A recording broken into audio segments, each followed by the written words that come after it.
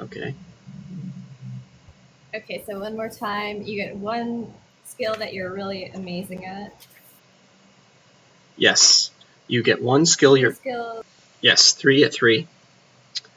1 at 4, 3 at 3, 4 at 2, and the last one is one you're terrible at. You have a weakness.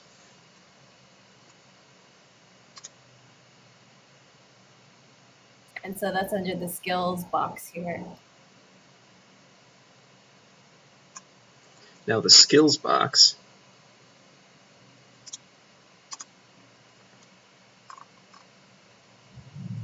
Oh, okay, I see traits here.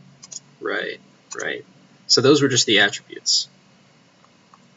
For skills, you get to choose several. The way that V5 works is you get to choose whether you have a jack of all trades, meaning you've got a large array of smaller skills. You can be the balanced one, which is in between the two, and the specialist, who has a tighter, more focused skills. Generally, I'd imagine an assassin would probably be a specialist, but in some ways, sometimes you need to be a jack of all trades, so maybe even balanced. So how far and spread out do you think your abilities would be, Jolene?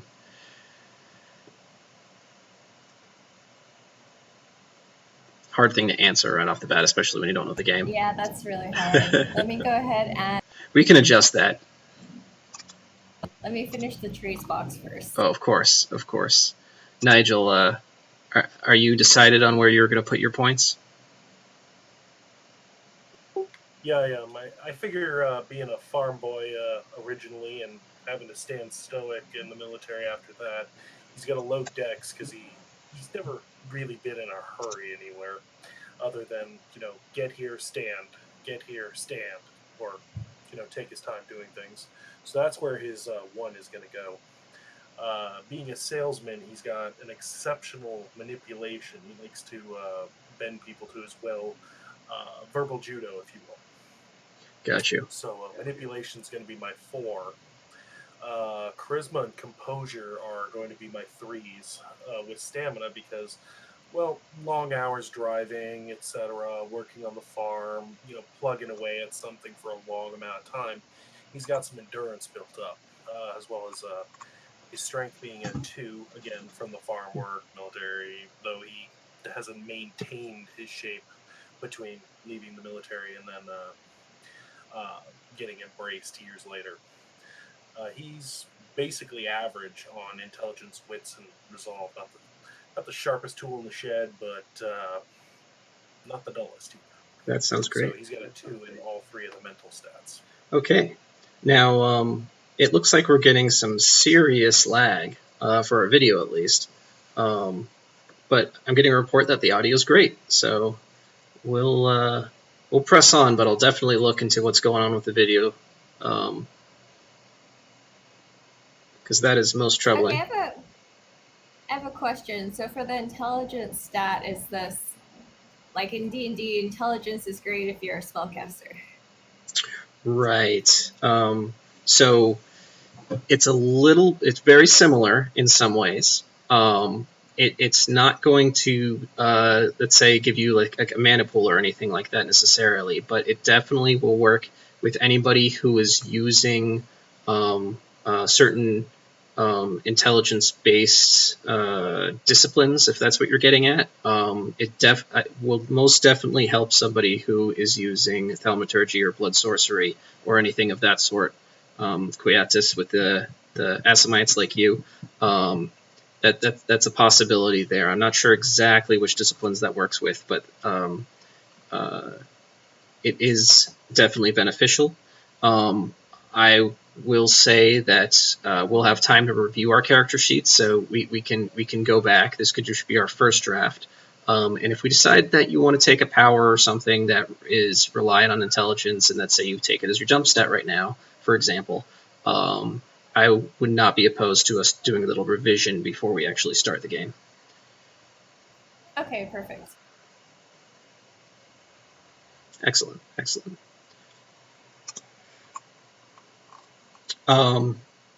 And we'll skip over stats, or sorry, not stats, but skills for now, for the very similar reason.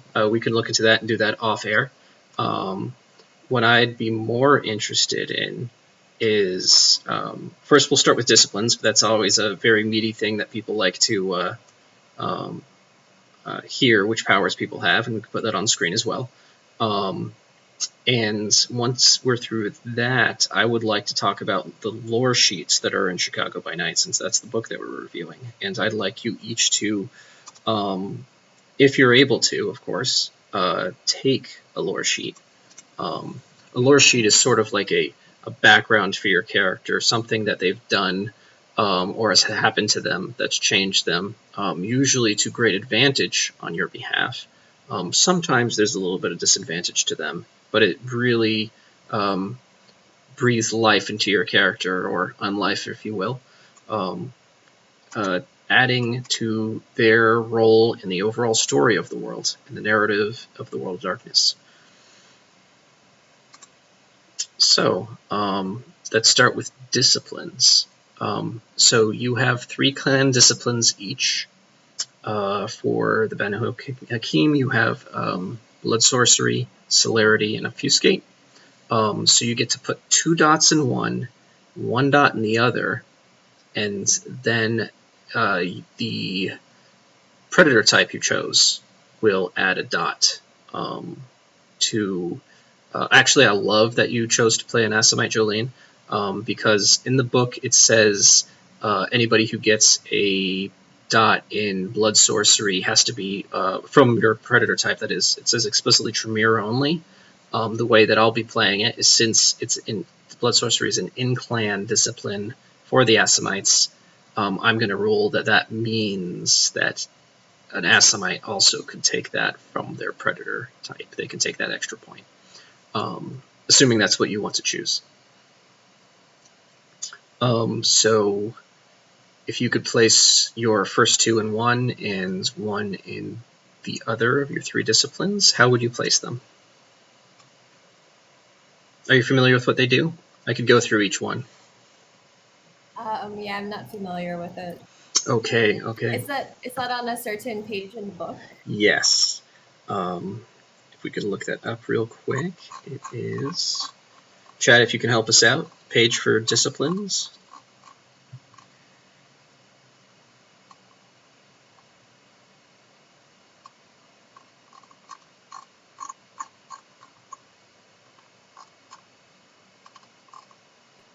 $246. 246.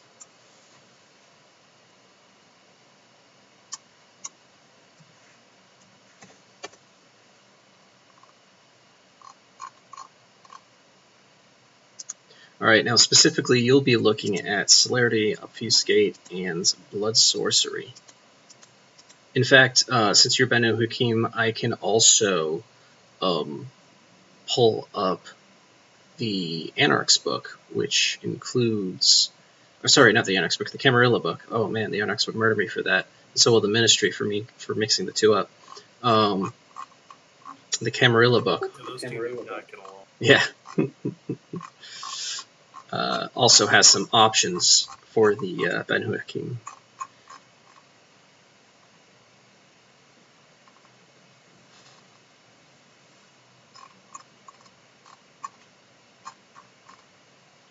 Alright, so if you need exact pages for those disciplines, you can find Celerity on page 254.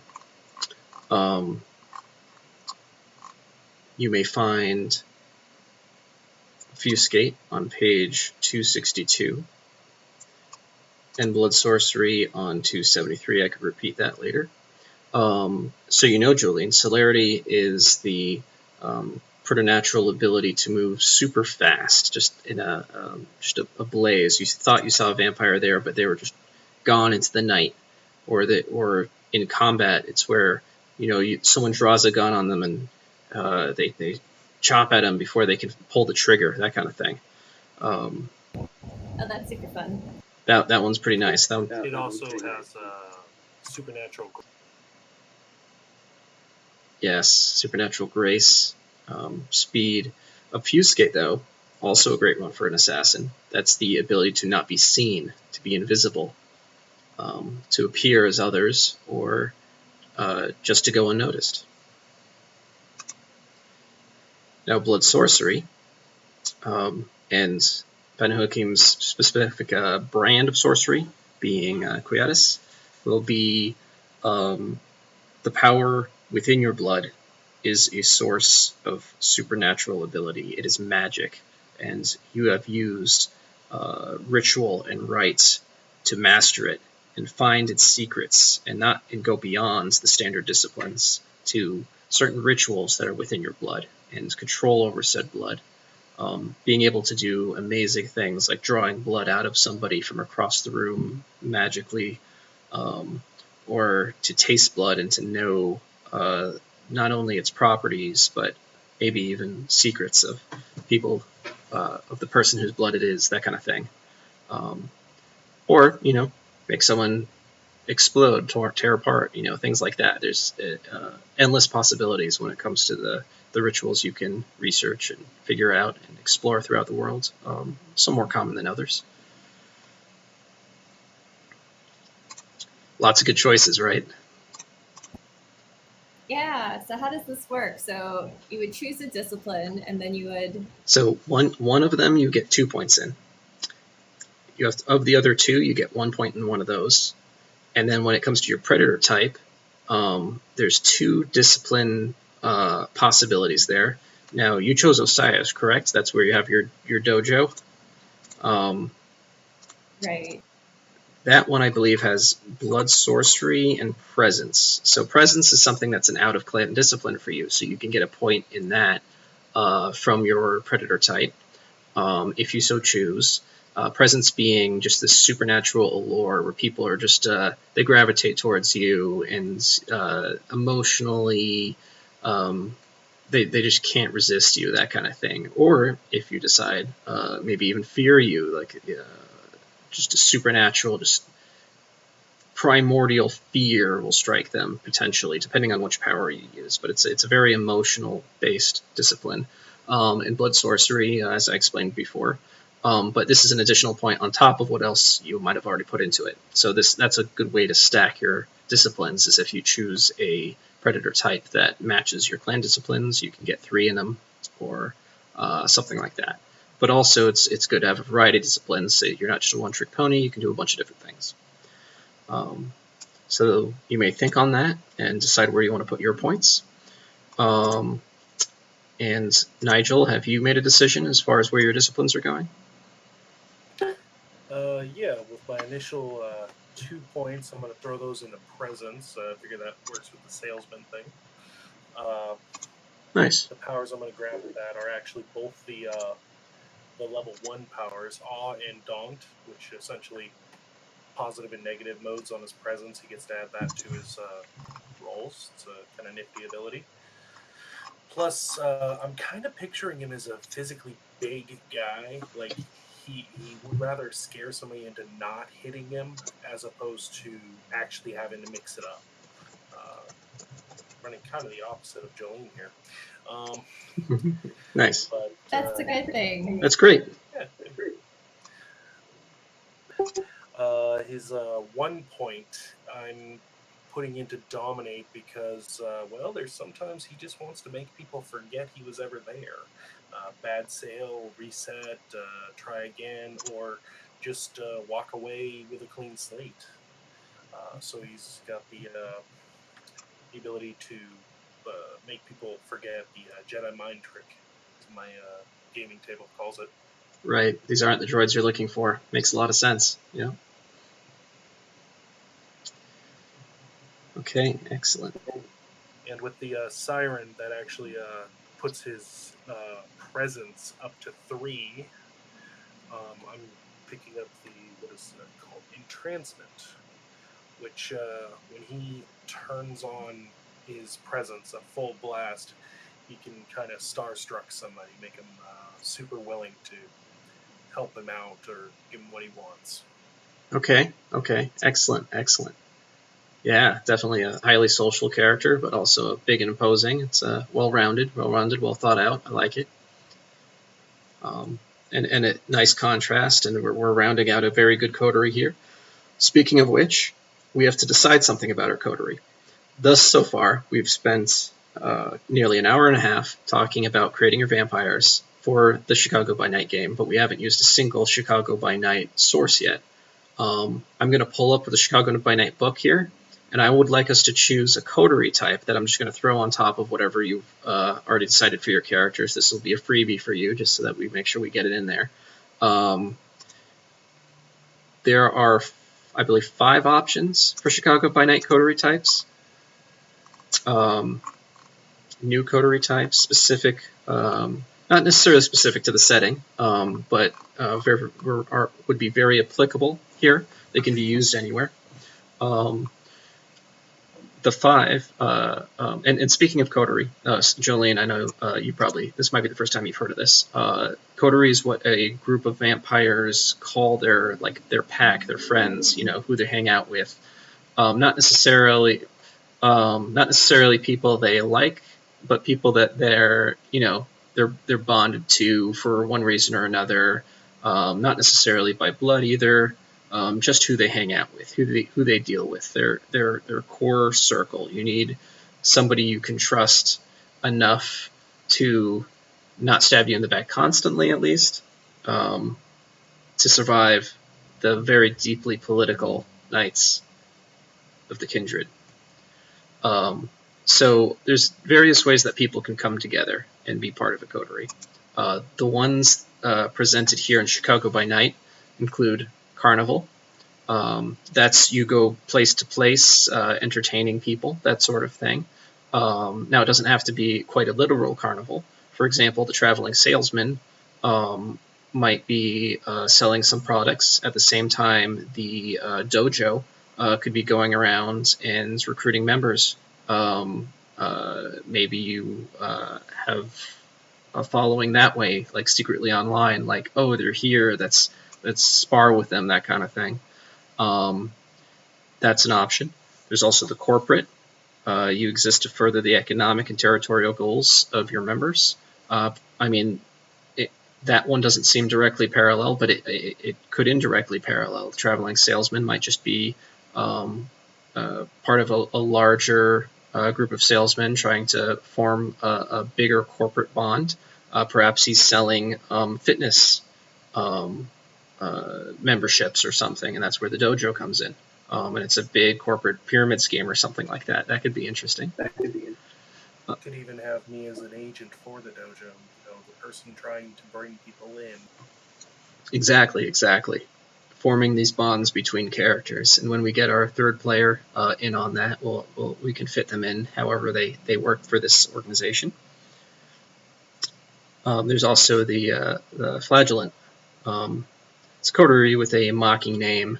They might not care about the humans, but they try to redeem their members in some way. They want to. They feel like something's gone wrong. They want to help.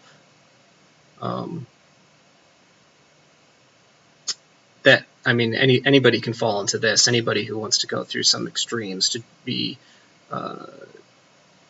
judge and jury, the executioner for vampires they believe that mistreats kind, for example, or it's pretty extreme option, but it's something that you could come up with. It's another thing that you can be very creative with. Oh, Swede Fighter Chris, you're enjoying our stream? Thank you for helping out with our technical difficulties. Good night. Black Plague. What did you miss? A lot of technical difficulties. Hopefully that's behind us now. But right now we're talking about Chicago by Night's section on coterie types, and we're trying to decide which one we want to make our coterie. Fugitive, that's another great one. Vampires on the run. Maybe you're a traveling salesman because you have to be traveling, and that's how you make money. Maybe your dojo's not considered on the level. Maybe you beat up the wrong people, or you're teaching some forbidden knowledge, that sort of thing. Maybe that's what binds you together. You're on the run together because you're both on the run and you can watch each other's back since everyone else is against you, and you just end up in Chicago. Could always be seeking out greater and greater challenges for her to fight. Mm-hmm. In which case, my role would be convincing those people to actually duel her. Yeah, set up bouts. You know, just because it happens to be to the death, I mean, that gets you kicked out of one town, but, you know, whatever, there's plenty of towns. Great, I'm an Irish Dawn King. There you go. And the last type of coterie listed in the Chicago Bonnet book is the somnophile. So according to the book, it's the term somnophile is primarily used as a slur.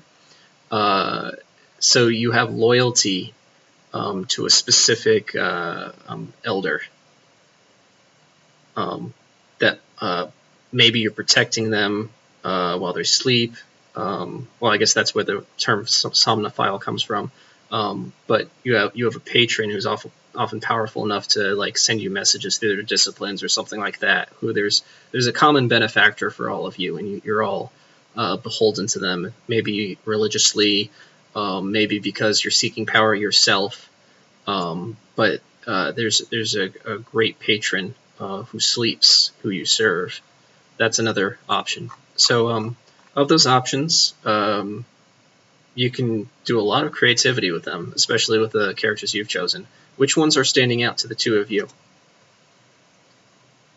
I think the corporate one might actually be the way to go. Okay. Well, my initial thought was his ambition was to get rich, so I think the corporate one is our winner. All right, we're all on the same page here. Got some corporate vampires. I love it. Okay. I'm smiling because I love that idea, and I didn't expect you to go for it. So that's awesome. That's great.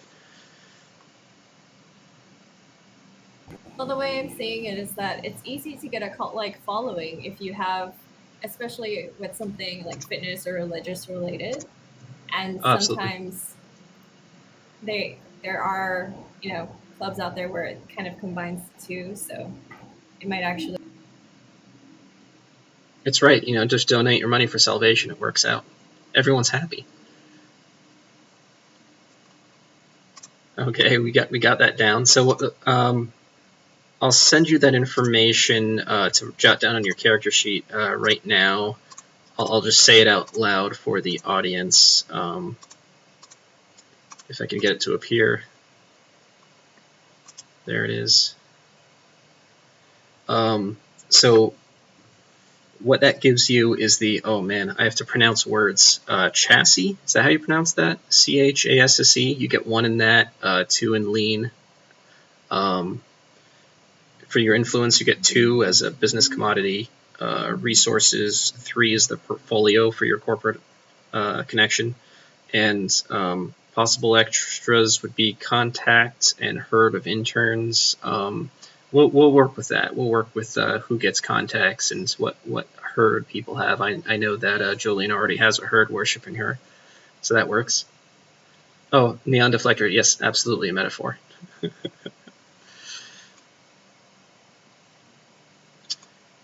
All right.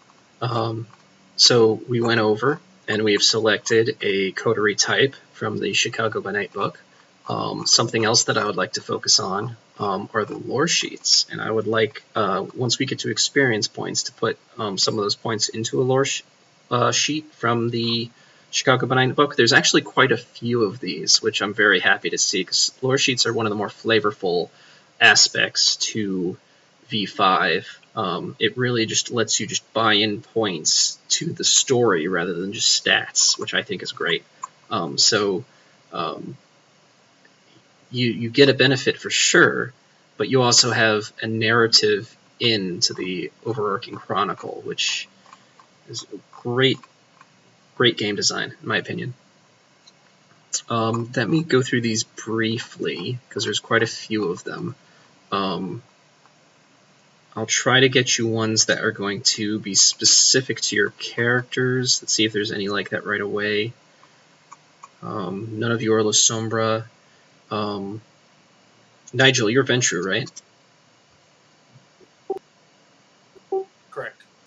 Okay, there is a Ventru character only lore sheet, which you don't have to take this one, but it is an option to you. It's a descendant of Lodin.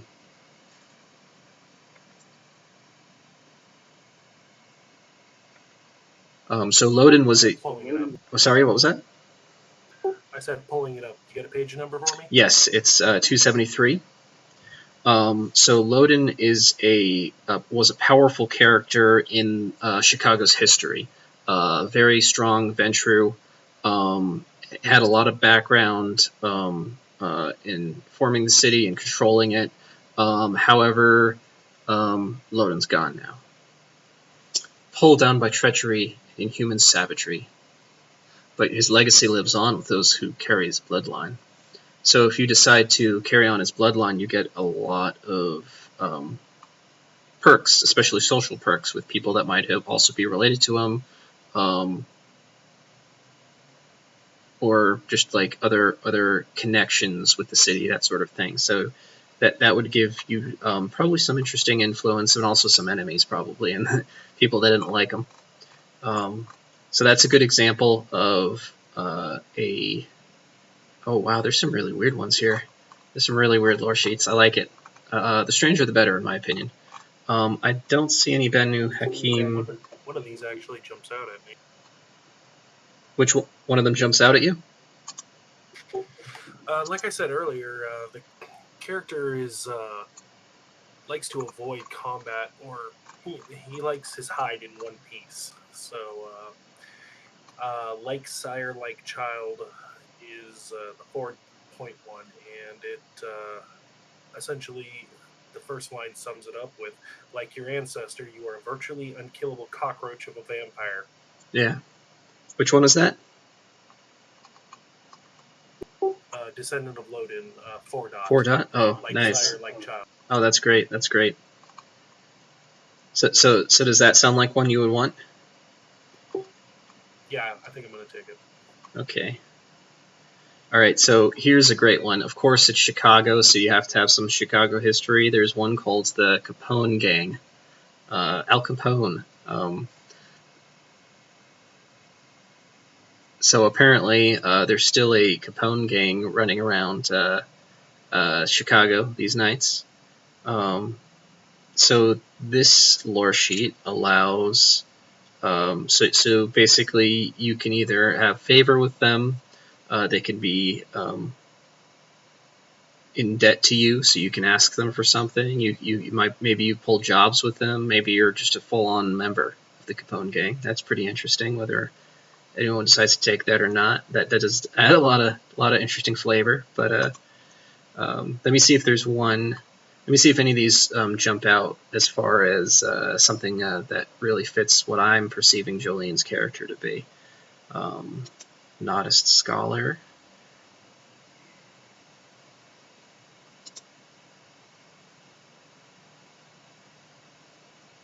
Oh, black site. Nice. Okay, there's a military black site. Oh, apparently people get vampires have been kidnapped and taken there. Interesting. So you know something about it. That could be a pretty interesting story arc.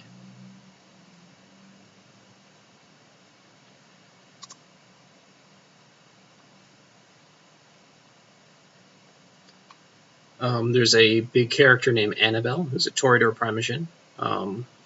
She apparently throws frequent parties, so if anybody's a partier, they can definitely get in with her, and you don't have to be Toreador to take that lore sheet, which is interesting.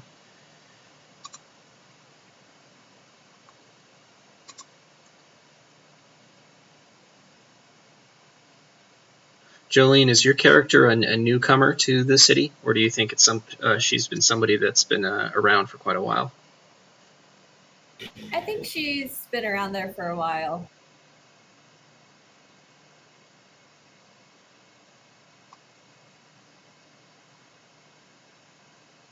All right, so I got a comment from Neon Deflector. I'm not sure how long this has been up, but it says Chas is how I pronounce that. The CHSSE. It's a Chas. Okay, excellent.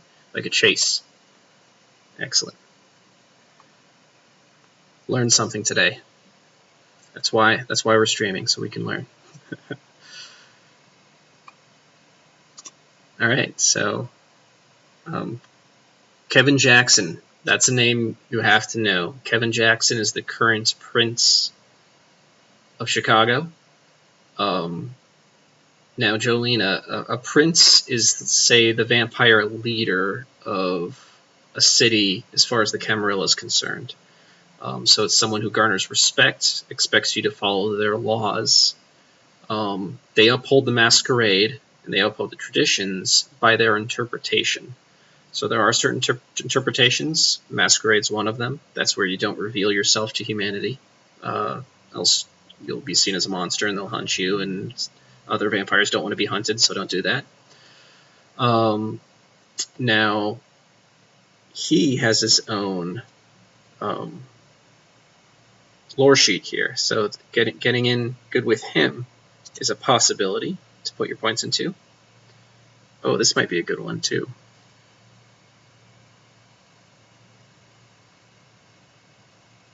Kindred iconography. Wow, this one could definitely be applied to any city. I like that.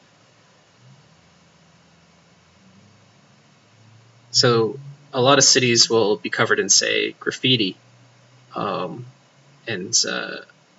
sometimes, like gangs or even just through art, people put up graffiti to mean things. They put up their sign, they put up the signature. Certain things might mean things to people that where a normal mundane onlooker would just see it as just more graffiti, either defacing or being beautiful art, depending on their own point of view.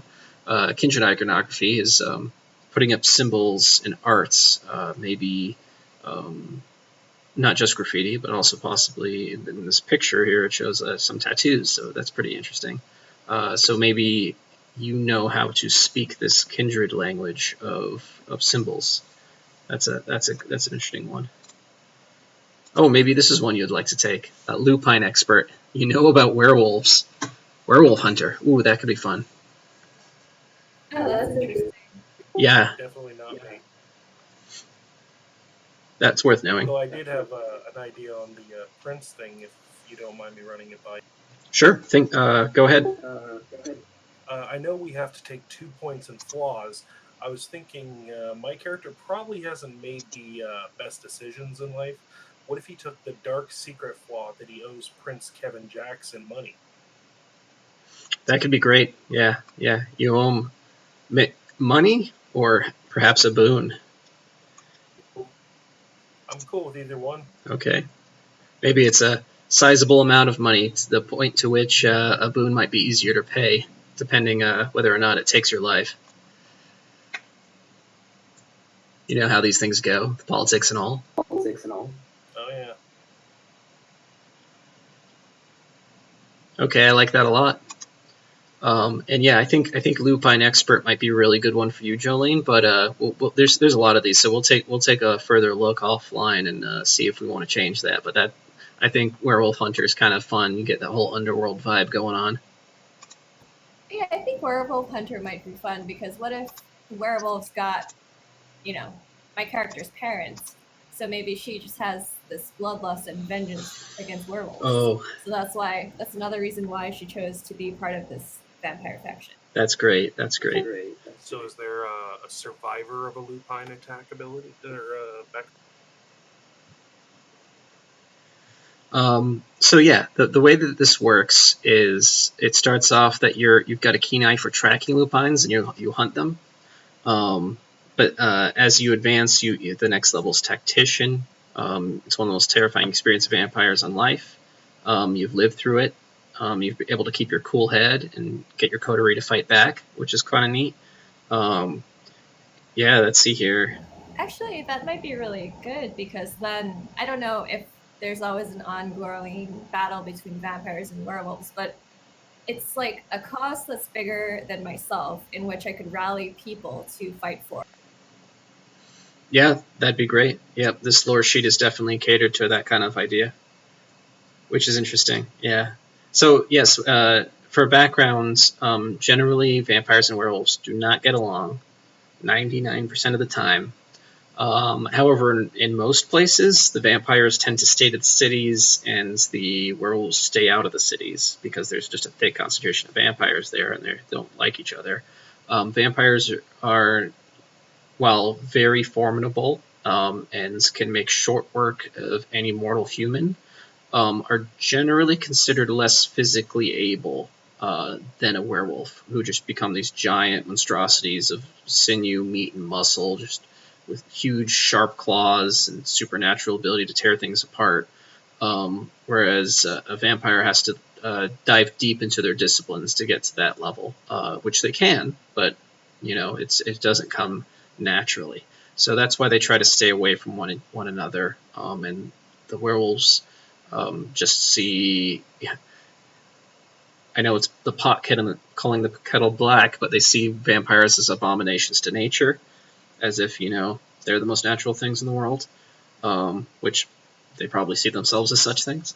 But that's how people act. They're like everyone else is the corrupt one, right? But yeah, that's definitely a fun choice for an assassin of werewolves. There you go. We've gone full underworld. I think I'm going to take the 1 dot under the prince as well, just because it further ties me to him. Sure. It says I'm newly into his circle. Yes, I am totally down with taking multiple lore sheets if you have the experience points for, or sorry, the freebie points for it, or no, it's still experience points. They got rid of freebie points. They just call them experience points, I believe. But yes, multiple lore sheets are allowed, and of course, I would like everyone to have at least 1 point in something from Chicago by Night, which we have more than taken care of. So that works there, and we've been able to review what's in Chicago by Night a little bit, which is great. And what would be the next step in our character creation here? Where did we leave off? We did disciplines. We got our eyes on where we're going to spend some of our experience points.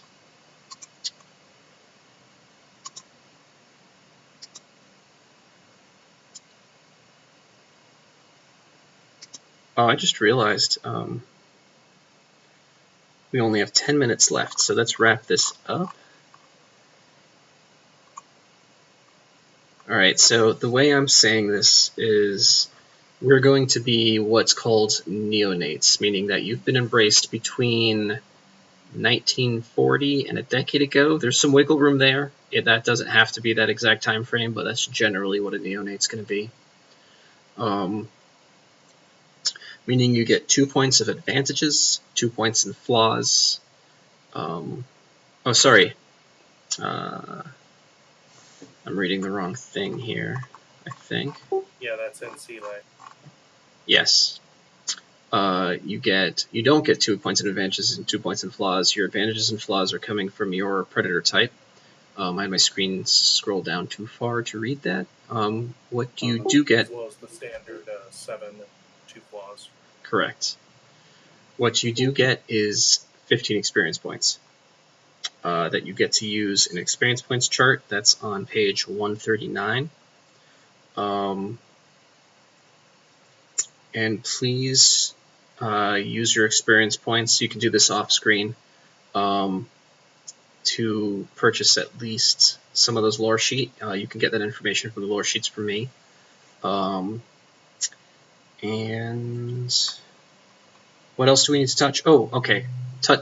Speaking of touching, touchstones and convictions. You have to have something human about you that you're going to be protecting, and that includes your own convictions.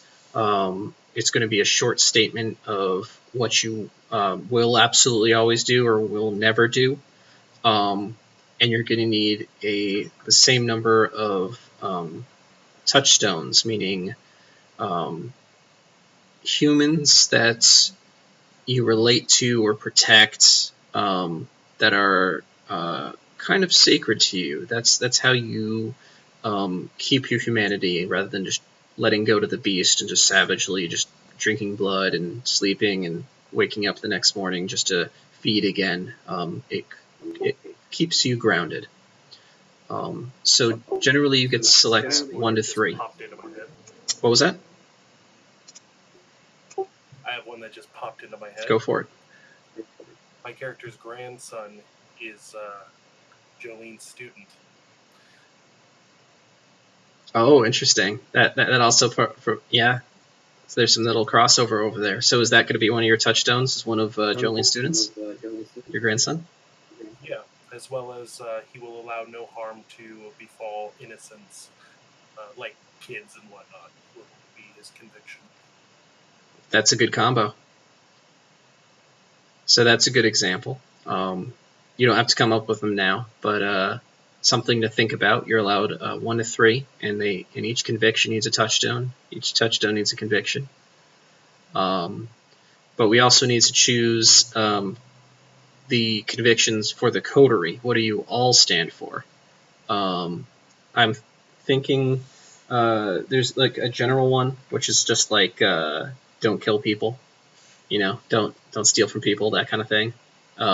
But we can play around with those ideas. We'll definitely announce what it is once we get to that point of deciding it. Maybe you, because you're a corporate coterie, maybe they come from what do they call it, like corporate values or something like that. They come in that form, your mission statement or what have you. That'd be pretty interesting for core tenants. It's a corporate mission statement. There we go.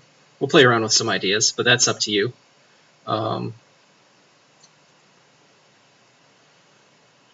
Okay, that's working out.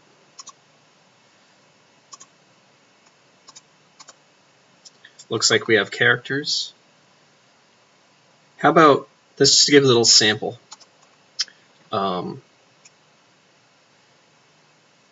So John McNeil, you said it was your grandson who's in the dojo? Yeah. Okay, let's come up with the grandson's name.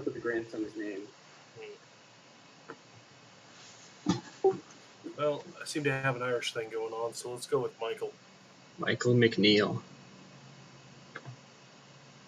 Is that right? Okay, cool. My daughter's kid. Perfect. All right. So together we're setting up our first encounter, our first scene next week will be involving Michael McNeil, the two of you, hopefully our third streamer, which will be here then. We're going to work on some of these technical difficulties and make sure that it just starts off without a hitch and we go right into the game. All right. See if we missed anything from our character sheets that we haven't even discussed yet. Nope. We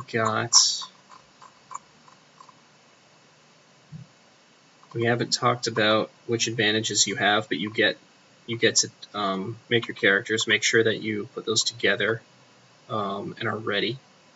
The other big name you need to know, other than Prince Jackson, is Damien, his sheriff. He's the one who enforces Prince Jackson's laws. So watch out and know that name. Since you're corporate and you're established here in Chicago, I'm going to give you a brief description of key players before we start next session, because these are things your characters would know. Rather than expecting you as players to understand who the key players in Chicago are, I'm just going to make sure that before we start a session, you know who is who and why they're involved in said story. Okay. So, thank you for joining us from around the world. We have Jolene's in Hawaii, as you can see in her window. A beautiful, sunshiny day. which is a nice contrast for the night and darkness of our game. Apparently, I'm in a green screen Chicago. I'll do this every night, and hopefully I'll dress as the key character. Thank you for enjoying our session 0. Thank you, Nigel. Thank you, Jolene. And soon we will reveal who the mysterious stranger is. I'm going to end the stream about a minute early here, but thank you for watching our session 0, and we will be playing next week, same time. Thank you, Kindred, and good night.